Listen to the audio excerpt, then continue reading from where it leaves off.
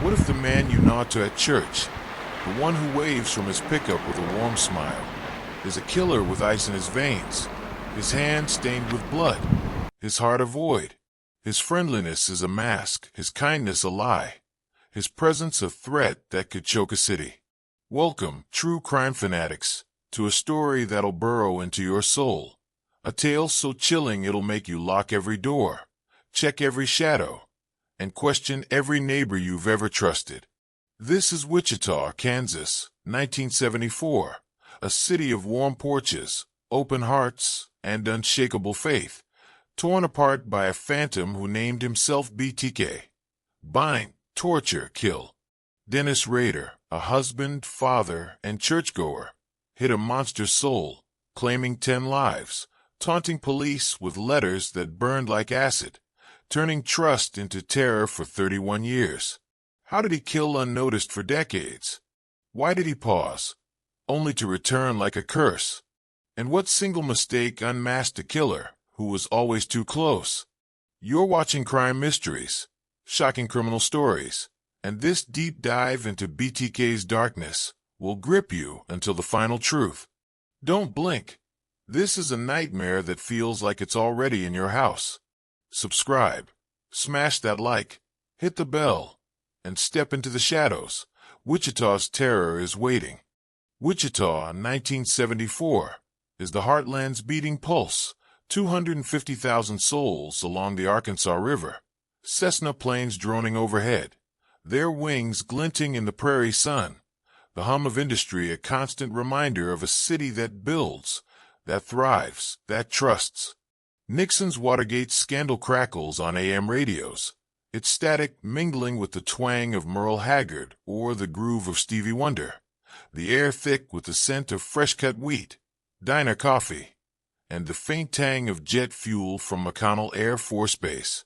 It's a city of cozy bungalows with sagging porches, split levels with shag carpets and avocado green appliances, yards where kids play Red Rover until dusk, their laughter weaving through the clink of beer bottles at backyard barbecues. Crime here is a whisper, a stolen bike, a barroom scuffle, a shoplifted candy bar from Dylan's, solved by supper, the perp confessing over a cigarette in a holding cell. Doors stay unlocked, bikes rest unchained, windows are propped open for the breeze, and trust is as natural as the river's flow, as certain as the sunrise, as vital as the air. But BTK turned that trust into a weapon, that openness into a trap, that warmth into a grave, starting with a family slaughter that shattered Wichita's soul. We'll trace his 17-year reign of terror, follow a 31-year hunt that broke cops, families, and the city spirit, and uncover the scars that still bleed in 2025. Who was this killer next door? Why did he choose his victims? And could another BTK be hiding among us, smiling, waiting? Let's plunge into the abyss. Wichita in the early 1970s is a snapshot of America's heartland at a crossroads, a city caught between its rugged past and a gleaming future, its identity forged in the clash of old and new. Old Town's red brick storefronts, their faded signs for feed, Coca-Cola, and long-gone saloons, whisper of cattle drives and prohibition, while Century II's sleek concrete arches rise like a beacon of progress, hosting tractor pulls, Baptist revivals, and three-dog night concerts, the air buzzing with the energy of a city that's both rooted and reaching. The Arkansas River winds through it all, its banks lined with cottonwoods, their leaves rustling in the prairie breeze, their reflections shimmering in waters that carry the dreams of 250,000 souls. Neighborhoods like College Hill, Riverside, and Delano are the city's heartbeat, cozy bungalows with peeling paint, split levels with wood-paneled dens, yards where kids chase fireflies, their shouts mingling with the sizzle of burgers on grills, the scent of charcoal and fresh-cut grass heavy in the evening air. Life here moves to a rhythm as steady as the river. Sunday mornings at First Baptist or St. Mary's Catholic, hymnals rustling, pews creaking, coffee brewing in church basements. Tuesday bowling leagues at North Rock Lanes, polyester-clad teams cheering over greasy fries and pitchers of Coors.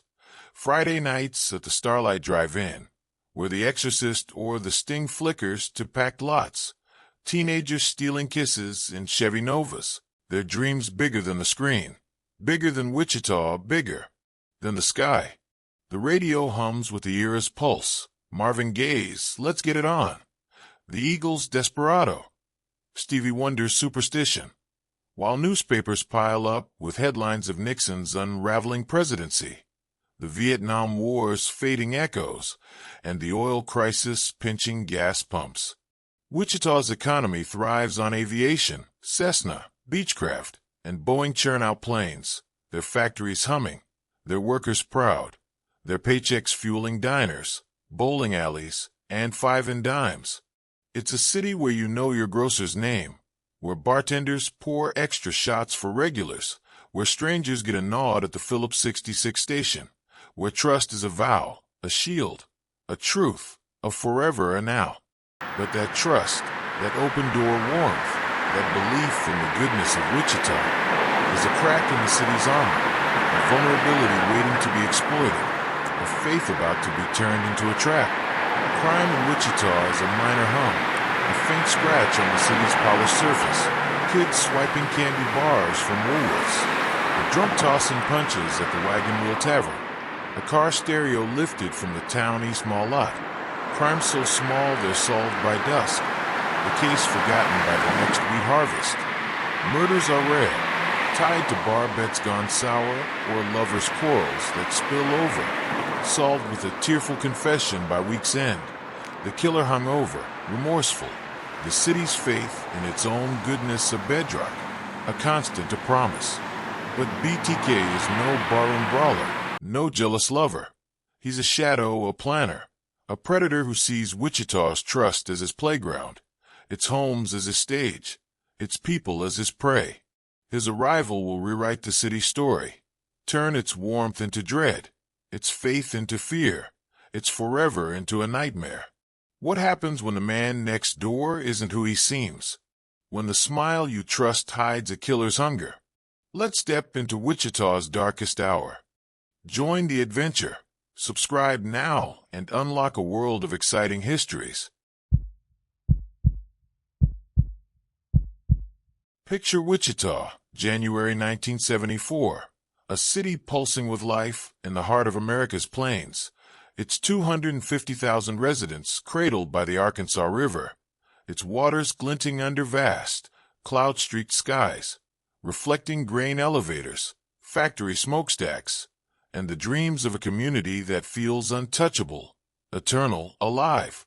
Downtown is a vibrant clash of eras. Old Town's red brick storefronts, their faded signs for feed, Coca-Cola, and long-gone saloons, whisper of cattle drives and bootleg whiskey, while Century 2 sleek concrete arches rise like a vision of the future, hosting tractor pulls, Baptist revivals, and Rolling Stones concerts. The air thick with the buzz of a city that's both timeless and thriving. Neighborhoods like College Hill, Riverside, and Delano are the city's soul. Cozy bungalows with sagging porches, split levels with shag carpets and avocado green appliances, yards where kids play Red Rover until dusk, their laughter mingling with the clink of beer bottles at backyard barbecues, the smell of charcoal, fresh-cut grass, and prairie dust heavy in the evening air. Life here moves to a rhythm as steady as the river's flow. Sunday mornings at First Baptist or St. Mary's Catholic, hymnals rustling, pews creaking, coffee brewing in church basements. Tuesday bowling leagues at North Rock lanes, polyester-clad teams cheering over greasy fries and pitchers of Budweiser.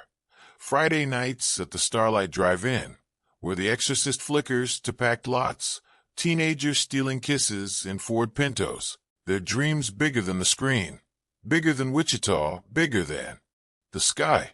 The air carries the scent of jet fuel from Cessna test flights, a whisper of rain from the prairie, and the cool bite of a breeze that rustles cottonwoods along the riverbank. A breeze that feels like Wichita itself, open, warm, trusting, A city where neighbors swap garden tomatoes over hedges, lend lawnmowers without a second thought, chat about the weather over picket fences, their lives woven tight, their trust a vow, their faith a shield, their Wichita a home, a haven, a heart.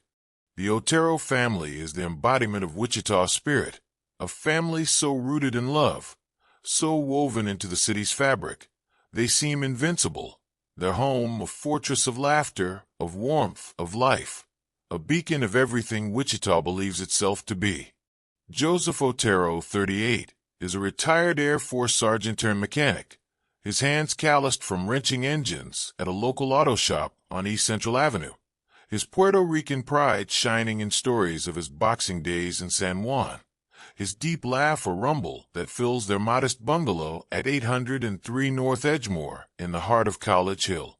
Their home is a cozy haven, a sagging front porch cluttered with tricycles, skateboards, and a rusty radio flyer wagon, a living room with a worn corduroy couch the color of burnt orange, a Zenith TV flickering with rabbit ear static, a coffee table scarred with juice stains and crayon marks, a kitchen where recipe cards spill from a rusted biscuit tin, a backyard where their shaggy mutt, Lucky, chases frisbees, his bark a constant in the summer hum, his tail a metronome of joy, his eyes a mirror of the family's love.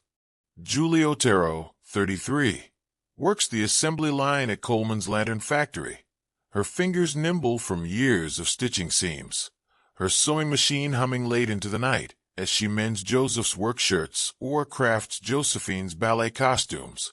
Her enchiladas a neighborhood legend that draws neighbors to their doorstep with empty plates and eager smiles. Her warmth a magnet that pulls friends close. Her volunteer work at St. Mary's Catholic Church a quiet testament to her heart. Her smile a beacon that makes neighbors feel seen, feel known, feel home. Joseph Jr., 9, is a comic book fiend, his Spider-Man stash hidden under his mattress, his dream to fly planes like his dad scrawled in crayon on his desk, his grin a spark that lights up the block, his energy a whirlwind that makes teachers chuckle and friends race to keep up, his heart a promise of a future that feels certain, that feels bright.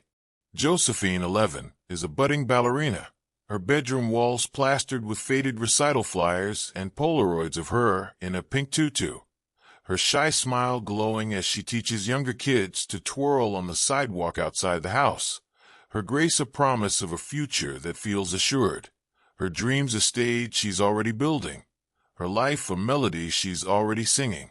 The Oteros are everywhere in Wichita. Joseph coaching Little League at Riverside Park, his voice booming across the diamond as he adjusts a kid's batting stance. Julie organizing church potlucks, her hands flour-dusted from baking cornbread. Joseph Jr. helping elderly Mrs. Larson carry groceries from her Oldsmobile, his small frame straining under the weight. Josephine teaching a neighbor's daughter to ply on the cracked sidewalk, her patience endless, her laughter a melody that carries down. Edgemore, their lives a tapestry of love, of trust, of Wichita, a testament to the city's heart, its faith, its forever, its now. January 14th, 1974, is a night like any other in Wichita, an evening so ordinary it feels sacred, a snapshot of a city that believes in tomorrow, that believes in itself, that believes in love. Joseph comes home from the auto shop, grease staining his knuckles, a tired grin spreading as he kisses Julie's cheek, the kitchen steaming with the rich scent of arroz con pollo, the air thick with cumin, garlic, and the clatter of mismatched plates, the radio crackling with Marvin Gaye's "Let's Get It On," a smooth hum that weaved through the Otero home like a thread, tying the night together, tying the family together, tying Wichita together. The kids sprawl at the dining table, Joseph Jr. sneaking glances at a Spider-Man comic, his fingers smudged with newsprint, his eyes bright with Peter Parker's web-slinging adventures, his dreams bigger than the room, bigger than Wichita, bigger than the sky. Josephine practices plies in the living room, her reflection dancing in the window, her movements careful, her focus fierce, her heart spilling into every twirl. Her future a stage she's already living, a dream she's already claiming. Lucky curls by the couch, his tail thumping, his eyes half closed, his world content, his loyalty a constant, his presence a comfort, his love a truth that needs no words. They eat together, laughing over Joseph's story of a botched oil change at the shop, Julie's gentle scolding when Joseph Jr. spills milk on the tablecloth, Josephine's shy recounting of her school play audition, her voice soft but proud, her dreams spilling out in every word, her family listening, nodding, loving, a moment so small, so perfect, so Wichita. It feels like it could last forever. It feels like it should last forever. It feels like it will last forever. After dinner, they gather in the living room, the Zenith TV glowing with static, all in the family flickering across the screen. Archie bunkers, grumbles, drawing chuckles from Joseph, eye rolls from Julie, giggles from the kids. The room warm with the hum of a space heater, the light casting soft shadows on the walls, shadows that dance, that shift, that hide nothing, that suspect nothing, that trust everything. They laugh, they talk, they tease. Joseph's arm draped around Julie's shoulders, the kids sprawled on the shag carpet, their socks mismatched, their faces lit by the TV's glow, Lucky snoring softly, the house settling into a quiet that feels like love, that feels like home, that feels like Wichita, that feels like the world is right, is good, is safe. They say their prayers together, Joseph's voice steady, Julie's soft, the kids mumbling along, their hands clasped, their hearts full, their faith a shield, a promise, a truth, a love, a forever. Then they head to bed, Joseph and Julie to their room, with its creaky double bed and faded floral wallpaper. The kids to theirs, Joseph Jr. tucking his comic under his pillow, Josephine smoothing her recital flyer on the wall, the house falling silent, the winter cold seeping through the single-pane windows, the back door unlatched, a habit from years of trusting College Hill, a choice so small it's barely a choice, a detail they've never questioned, a door they've left open 100 times, a door they've never locked, a door they've never feared, a door that's about to become a fatal mistake, a door that's about to let in a shadow, a door that's about to change everything, a door that's about to end everything. But someone's watching, has been watching for weeks, maybe months, a figure hidden in the frost-covered shadows of College Hill, standing in the bitter January chill, his breath fogging in the air, his eyes fixed on the Otero house, studying it with a predator's patience, a hunter's calm, a killer's hunger, a god's certainty. He's not a stranger, not a drifter passing through. This is someone who knows Wichita, who walks its streets, who blends into its crowds, who nods at its neighbors, who smiles at its grocers, who waves from his pickup, who hides in plain sight, his face ordinary, his voice polite, his eyes cold, his mind a storm, his heart a void, his hand steady, his tools ready, his truth the lie. He's been here before, circling the block in a faded Chevy Impala, parking down the street under a broken streetlight, watching from behind a snow-dusted hedge, noting every detail, the back door's loose latch, Lucky's feeding times, the moment the porch light flicks off, the rhythm of their lives, the glow of their windows fading one by one, the hour the neighborhood sleeps, the second the world is his. His notebook fills with meticulous details, Joseph's work hours at the auto shop, Julie's church schedule, the kids' bus route to Park Elementary, the dog's chain length, the neighbor's bedtime, the street's quiet hours, the mailman's route, the trash pickup, every detail mapped, every moment planned, every step rehearsed, every second controlled, every breath accounted, every heartbeat measured, every life claimed. He's not guessing, not hoping, not improvising. He's prepared, he's practiced, he's perfect, his knife sharp, his coil of white cord tight, his flashlight taped to dim its beam, his screwdriver ready for the lock, his gloves thin to leave no trace, his heart cold enough to stop theirs, his hand steady with purpose, his eyes glinting with hunger, his mind seeing murder as art, as control, as power, as godhood, as destiny, as truth, as him, as BTK. The night is his canvas, the Otero home his stage, and as Wichita sleeps, as the Arkansas River flows, as the stars burn cold above the endless plains, he moves, silent, deliberate, a shadow slipping through the back door, his footsteps soft on the kitchen linoleum, his breath steady, his knife catching the faint glow of a streetlight through the window, his presence a violation, a betrayal, a horror that's about to shatter a family, a neighborhood, a city, a world, a truth, forever and now. He knows the house, knows the creaks of the floor, knows the layout, knows the bedrooms, knows the lives he's about to end, knows the fear he's about to unleash, knows the power he's about to claim, knows the truth he's about to write in blood, in ropes, in silence, in Wichita, in history, in nightmares, in him, in BTK.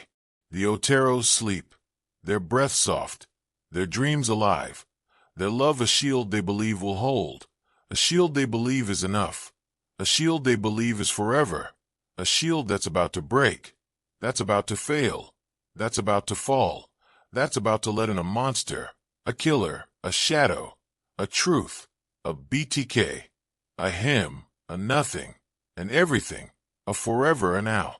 The morning of January 15th, 1974, dawns crisp and ordinary, a Wichita morning that feels like the city's pulse, a day that should be like any other, a day that should be filled with life, with love, with Wichita.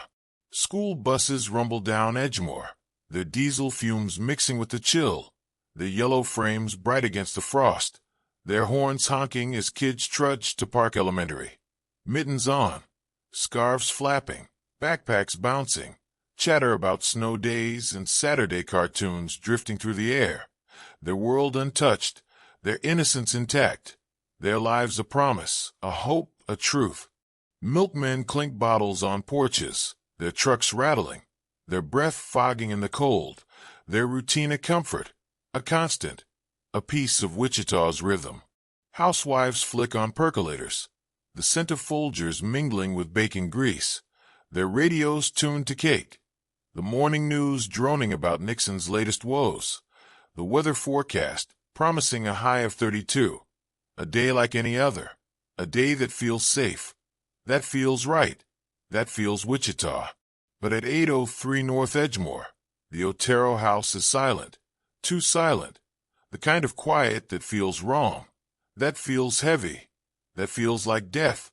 Neighbor Mrs. Larson, a retired schoolteacher with a habit of checking on the Oteros, notices Lucky's frantic howls, louder than usual, desperate, piercing, the kind of sound that raises the hair on your neck.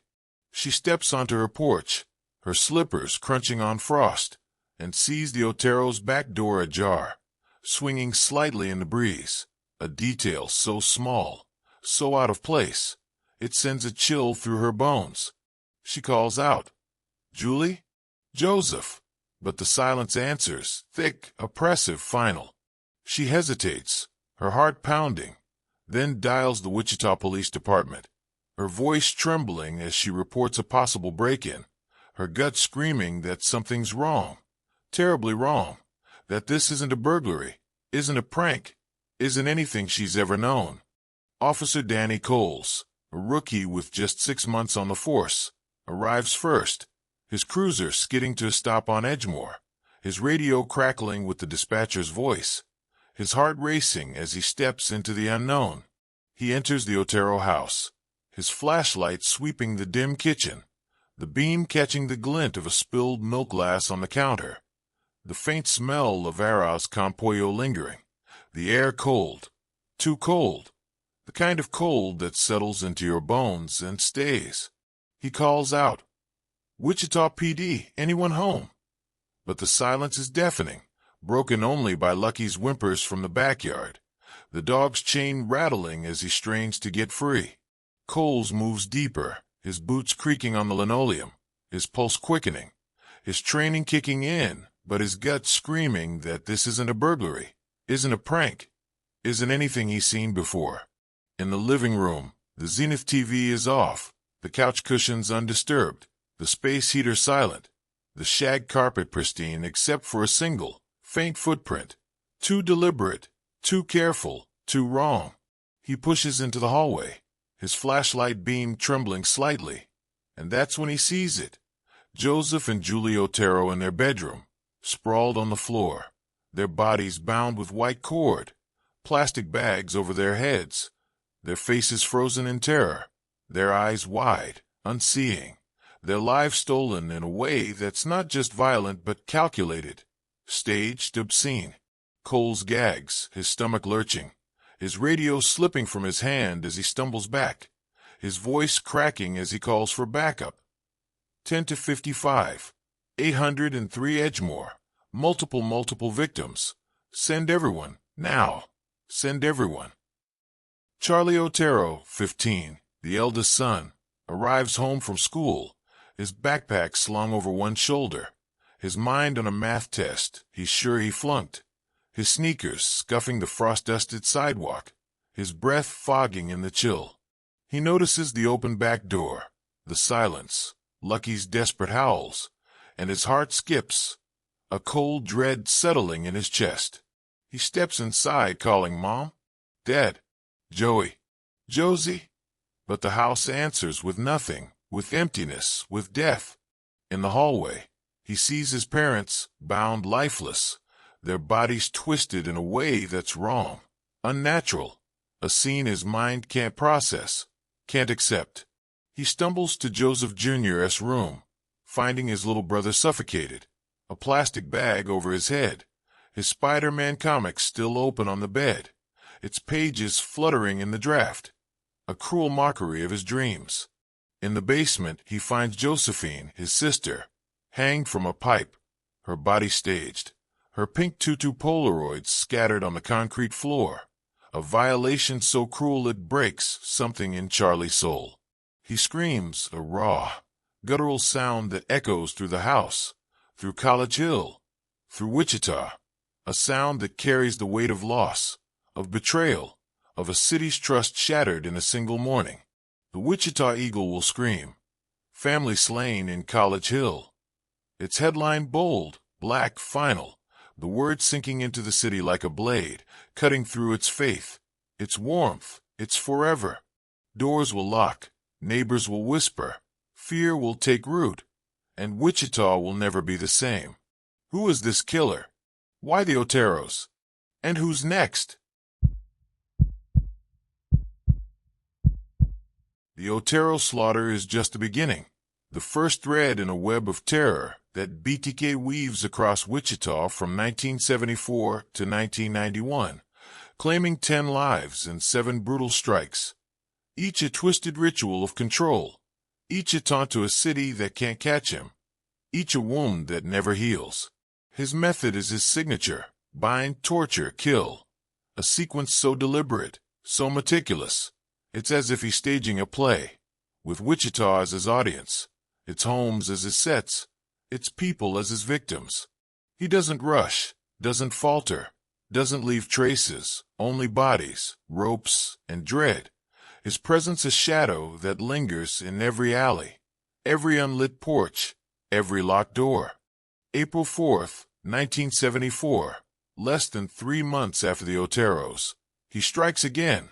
This time in a modest duplex at 3217 East 13th Street, home to Catherine Bright, 21, a vibrant college student working part-time at a local diner. Her life a whirlwind of classes, late-night study sessions, and dreams of becoming a teacher. Catherine is Wichita's girl next door, blonde hair tucked into a ponytail, a quick laugh that lights up the diner, a habit of leaving tips for her coworkers. Her warmth a magnet that draws friends close. On April 4th, she's home with her brother, Kevin, 19, a lanky kid with a love for classic cars, his hands often smudged with engine grease, his smile a mirror of his sister's. They're joking about a movie they saw at the Starlight, The Sting. When the door creaks open, the phone line already cut, the air suddenly heavy. He's there, a figure in the shadows, his knife gleaming, his cord ready, his voice calm, controlled, chilling. He binds them, his knots precise, his movements rehearsed, his eyes cold as he tells them it's a robbery, a lie that buys him time, that feeds his control. But Catherine fights, her spirit fierce, her screams piercing, and Kevin struggles, breaking free, lunging for the door. The killer shoots, 2 bullets tearing through Kevin's face, blood pooling on the linoleum, his body collapsing. Catherine's fight ends in a frenzy of stabs and strangulation, her body left bound, her life stolen, her dreams snuffed out. Kevin survives, staggering to a neighbor, his face a ruin, his voice a rasp, his life forever altered, his sister's loss a weight he'll carry to his grave.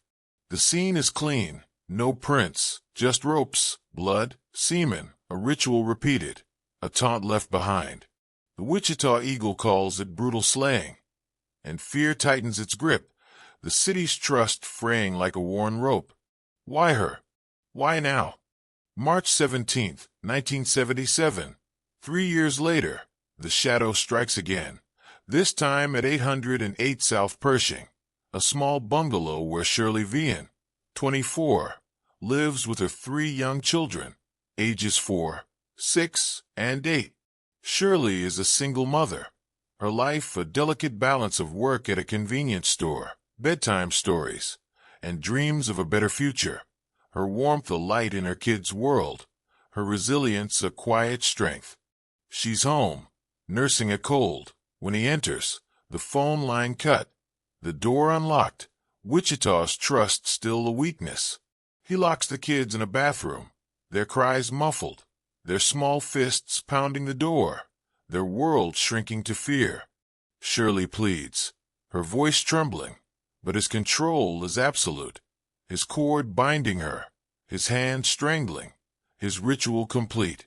He leaves her body on the bed, staged, a mother stolen, her children's screams echoing in the silence. The police find no prints, just ropes, semen, a scene too familiar, too deliberate. The Eagle reports, mother slain, children spared. But spared is a cruel word.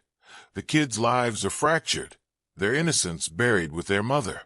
Wichita buys deadbolts, adopts dogs, holds vigils, but the fear grows, a pulse that never stops. Is he one of us?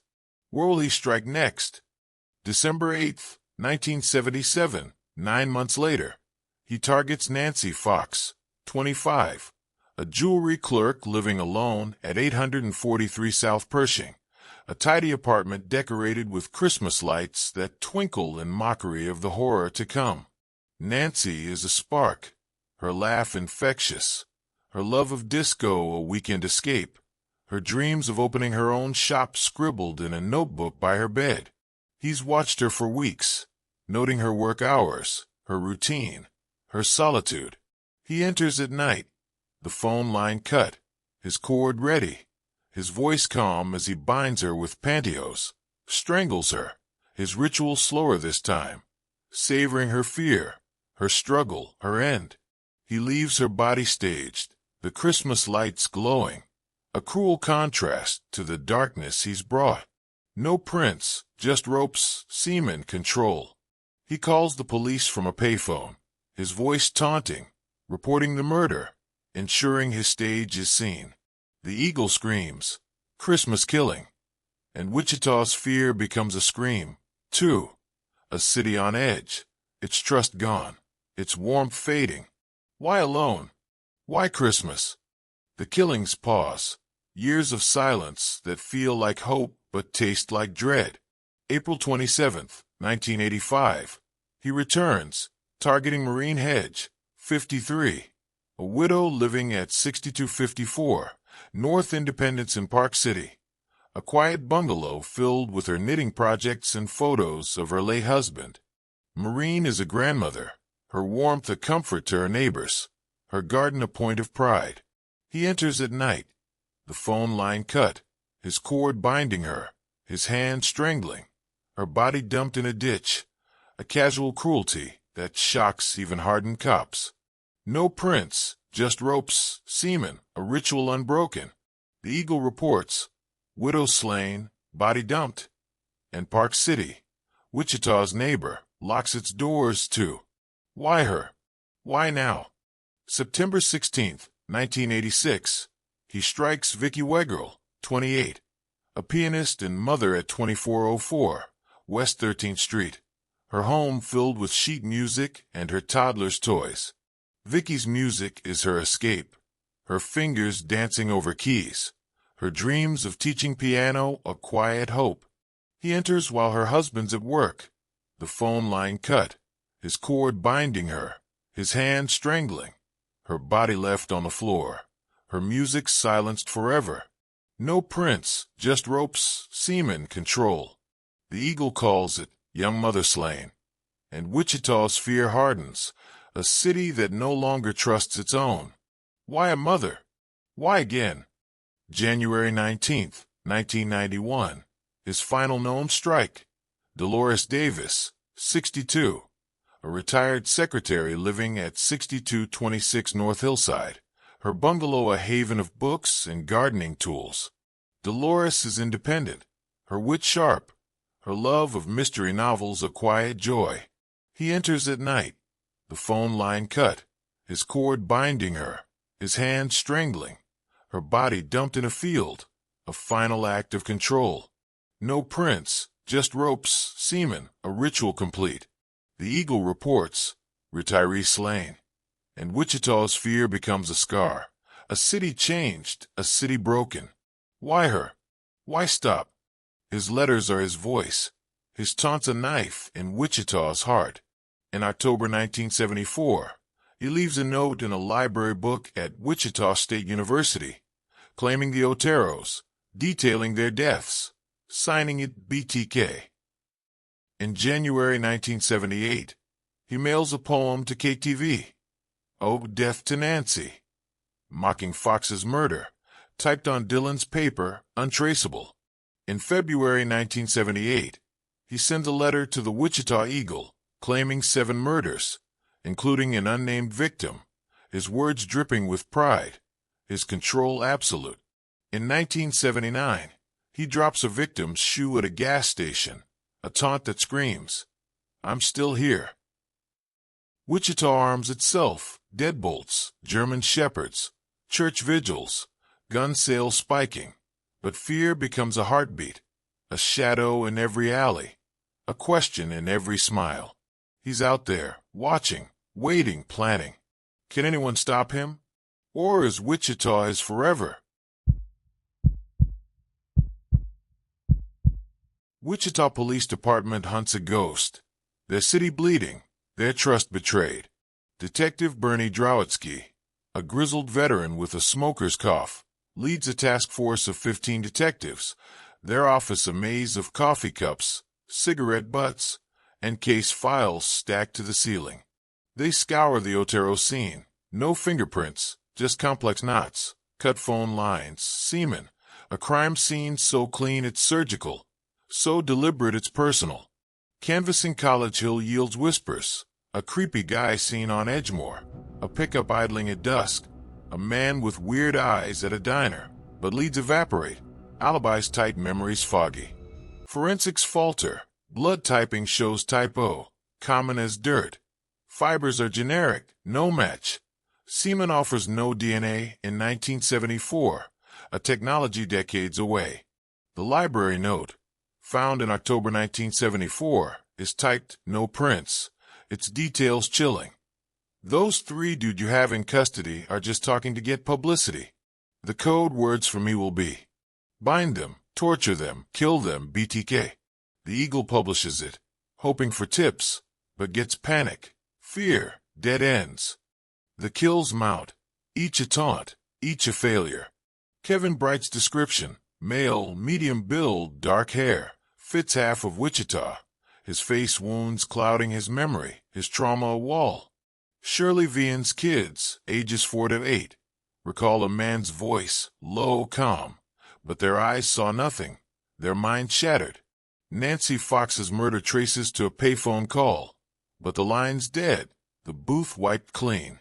The 1978 poem, "Oh, Death to Nancy," arrives at KTV, typed on Dylan's paper, no prints, its verses mocking. Nancy Fox, her life was sweet, now she's dead, at my feet. The Eagle letter, February 1978, claims 7 murders, lists details only the killer knows, names an unknown victim. Shirley Locks, a puzzle unsolved. The FBI's behavioral science unit steps in, profiling BTK. Local, 25 to 40, white male, respectable, likely a churchgoer, a worker bee, married, methodical, a planner. Suspects pile up, a machinist with a temper, a professor with odd hours, a janitor with a creepy stare, but alibis hold, polygraphs pass, lives unravel under scrutiny, innocence proven, time wasted. By 1985, Lieutenant Ken Landwehr, a dogged cop with a boxer's jaw, takes the case. His ghost chasers team a mix of veterans and rookies, their budget slashed, their morale crumbling under the weight of dead ends. Tips flood in, 10,000 by 1986, each a hope, each a failure, a jealous ex, a drifter, a weird neighbor, a guy who looked funny at Dylan's, all cleared, all nothing. The city hardens, alarms blare, gun shops thrive, schools run BTK drills, teaching kids to hide, to run, to fear. The Eagle runs editorials, pastors preach caution, mothers clutch their kids tighter, fathers sleep with shotguns. BTK vanishes after Dolores Davis in 1991, leaving silence, dread, a city waiting for the next blow. Is he dead? Gone? Watching. The ghost chasers dwindle, Landwehr's hair grays. Wichita tries to forget, but can't. Its scars too deep, its fear too raw. In March 2004, he resurfaces, a letter to the Wichita Eagle with Vicki Wegel's driver's license, photos of her body, a taunt that screams, "I'm back." Wichita freezes, fear reborn, the city's pulse quickening, its wounds reopened. More letters follow, a cereal box left at Home Depot with a victim's photo, a package at a park with a doll bound in cord, a chapter of a BTK story, mailed to KSAS-TV, his ego spilling onto paper, his need for control insatiable. The ghost chasers, now led by Landwehr's grit, trace every lead, their office alive again, their hope fragile but burning. In February 2005, a floppy disk sent to KSAS-TV becomes his undoing. Metadata links to Christ Lutheran Church, to a user named Dennis. Police zero in on Dennis Rader, 59, church president, Park City compliance officer, a man so ordinary he's invisible, married, 2 kids, a beige house, a pickup, a smile. Surveillance confirms his movements. His voice matches the 1977 payphone call. His daughter's DNA, collected from a medical visit, matches Otero semen. On February 25, 2005, they arrest him. His face blank, his voice calm. In a chilling confession, he details 10 murders, his projects. His voice smug, his eyes empty. "I'm BTK, every one."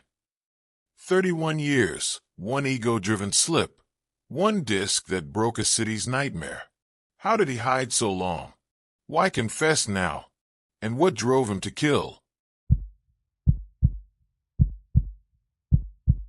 Dennis Rader, born March 9, 1945, in Pittsburgh, Kansas, was no drifter, no outcast.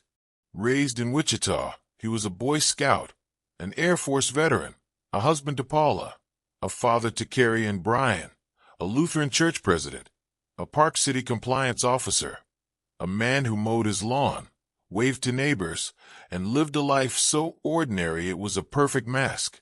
But beneath the surface, he was a monster, his projects meticulously planned murders, his notebooks filled with sketches, timelines, fantasies of control. His pauses tied to his children's births, job changes, or caution. His need for power of fire that never died. He worked at ADT Security from 1974 to 1988, installing alarms in homes he'd later stalk. His knowledge of Wichita's grit a weapon, his access to locks a key to his crimes. He lived near his victims. Maureen Hedge was his neighbor, her death a taunt to his own street.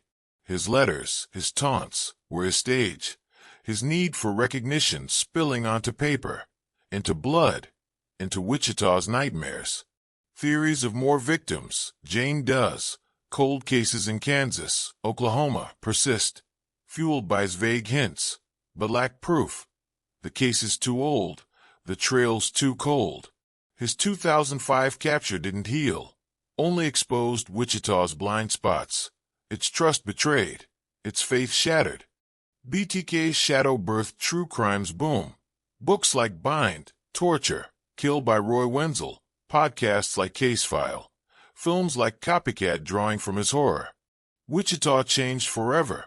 Alarms became standard. BTK drills taught kids to fear. Trust became a luxury, a memory a loss.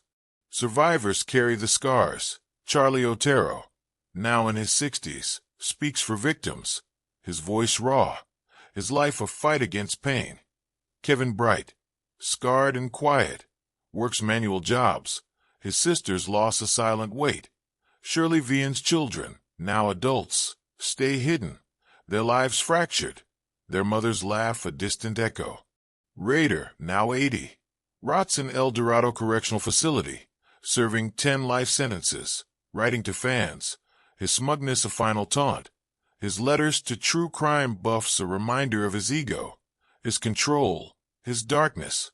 In 2023, a knife found in Oklahoma was tested for DNA, a desperate grasp at new victims, but results came back negative. Another dead end, another wound. In 2025, Wichita still locks its doors, checks its shadows, whispers of BTK in bars, in churches, in nightmares. The Eagle Runs retrospectives, Landwehr, who died in 2014, is hailed a hero, his ghost chaser's a legend. But closure is a myth. Wichita's scars bleed. Its fear lingers, its trust a ghost. Evil's shadow looms, closer than you think. Could another BTK hide among us, smiling, waiting, watching? What if the man next door is a killer, his mask perfect, his hunger growing,